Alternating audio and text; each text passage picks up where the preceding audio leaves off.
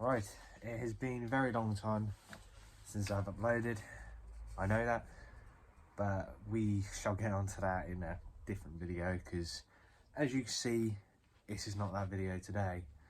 Today I am showing you my new to me 2008 Ford Focus ST2, I believe it's ST2. Now this car has been very well looked after, stupidly low miles. It's had 4 owners, one of which being me, one of which being a dealer, and the other 2 being father and son. So it's been stupidly well looked after. It's had a few things done to it. That's had a, I believe it's an AirTech intercooler, a AirTech induction kit, and a Miltech catback, which is not too loud, but when you get up in the higher revs, you definitely know where you're going and what it's doing. That's 290 brake horsepower, which has been also supported by a block mod, because I believe that's a thing you have to do with these 5 pots. That's new to me. So this whole car is new. I never thought I'd buy a Ford, never thought I'd own an ST, but here I am with an ST.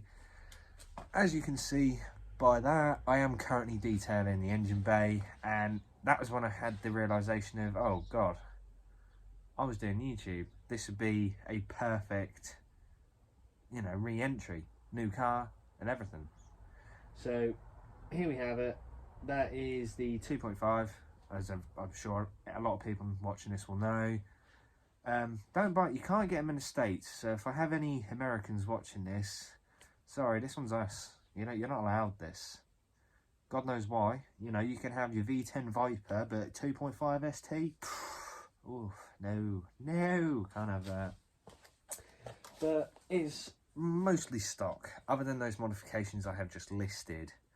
You know, it's not been owned by what I'd call younger drivers. It's been owned by sort of people who just want a fast car as a weekend toy, you know, and they were in the trade, so they thought, oh, sod this, I'll whack a system on it, I'll whack an induction on it, you know, and just it slowly got built up, basically over the 2008 to now, so over the X amount of years basically. And then it's arrived in my hands, so I'm probably going to be the one to ruin this car. I'd hate to say that, but it is what it is. I've probably chosen the worst example of a car to start on my YouTube channel because it's in a brilliant condition. I was looking to get like a little project, because then channel car, you know, as a decent channel car, there still might be one on the horizon depending on whether I can find space for it. And it's a familiar car. I think a lot of people will recognise this car that I may potentially pick up. Probably won't, but if it happens, it'll be a recognisable car. But yeah, this video is also to sort of explain what is going to be happening to this car, because I can understand watching this video thinking, oh yeah, I'm just going to watch him detail an engine bay, or I'm just going to watch him put maybe some valve caps on. But well, it might happen, but we don't know. The idea for this car is to not make it any quicker, because it is my daily driver. It does commute me to work, and that's why I bought it, really.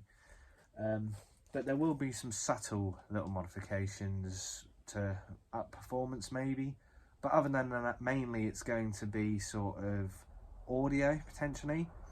The engine bay I'd like to sort of decorate up a little bit. I know you can buy hoses, I know you can buy certain bits that you can't have, like you don't come with standard, you know, coloured hoses, inlet manifolds that I believe are metal or aluminum instead of the plastic ones.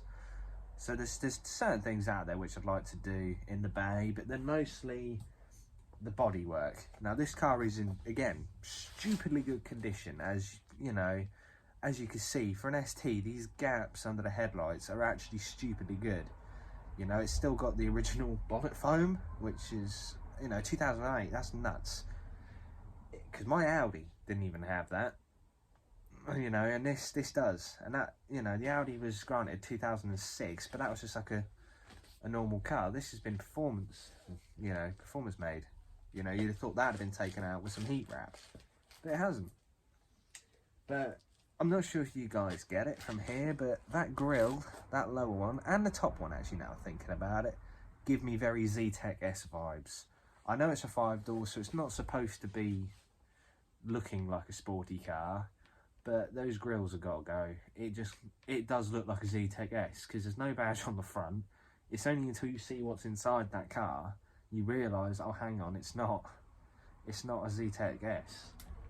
Minus the fact the boost gauges also give it away on the dash. That kind of gives a good hint that it's an ST, and the seats, but I guess you can swap seats. It's got RS wheels on it from the Mark II RS, the multi-spoke ones in black, which I believe came off a blue RS actually. Like not painted black nor nothing, that just comes straight off of that one, and they were blackout factory, and now they're on this, so that's alright. It also has a RS clutch and flywheel to support the power that is putting down, because yes, it is only 290. I know people will be going, oh, it's only 290. It's not what I'd call quick. Don't get me wrong, it does move, the torque is stupid, but it doesn't do much.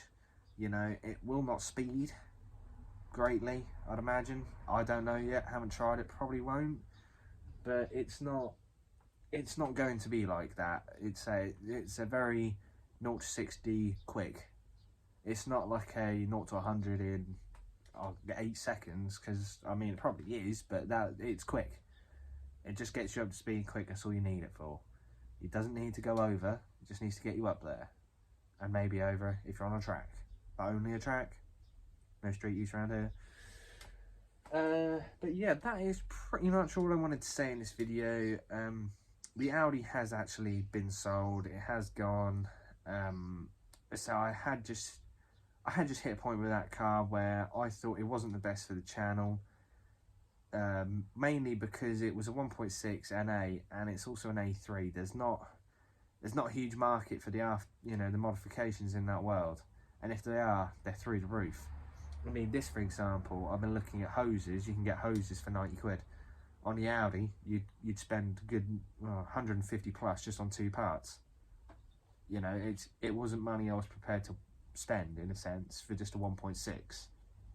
Whereas this, I think, deserves to have some nicer things put into it. As many of you probably can agree, the ST is one of these platforms where there's just endless suppliers out there willing to make bits, and already have made bits to accompany the car.